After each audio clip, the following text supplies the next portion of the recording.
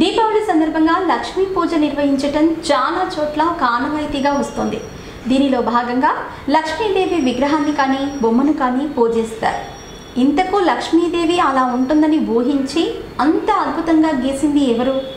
రాజా రవివర్మ దీనిని చిత్రించాడని చరిత్రకారులు చెబుతారు.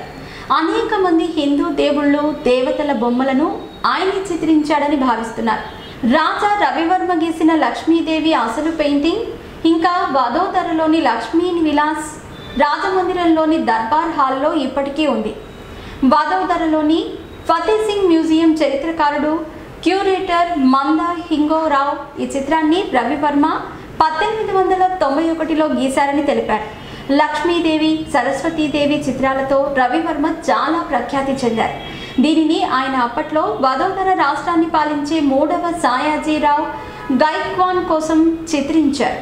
రవివర్మ తన చుట్టూ ఉన్న వారి ముఖాల నుంచి ప్రేరణ పొంది హిందూ దేవతల బొమ్మలను చిత్రించేవారు.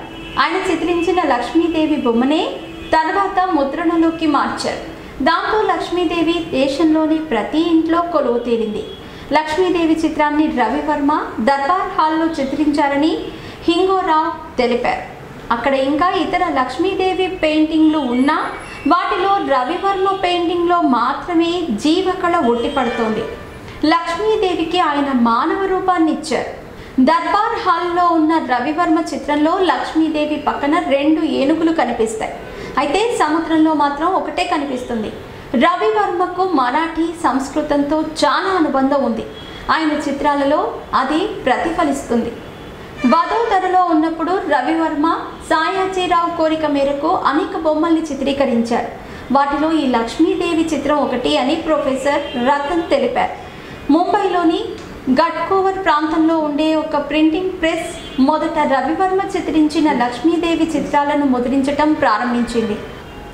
అయితే రవివర్మ జీవితం చుట్టూ అనేక వివాదాలున్నాయి. ఆయన జీవితం ఆధారంగా తీసిన ఒక చిత్రం వివాదాస్పదమైంది. రంగ్ రసియా చిత్రంలో రవివర్మను సుగంధ ప్రియుడిగా చూపించారు. సుగంధపై ప్రేమతోనే ఆయన తన పెయింటింగ్లో ఆమె ముఖాన్నే చిత్రించాడని అంటారు.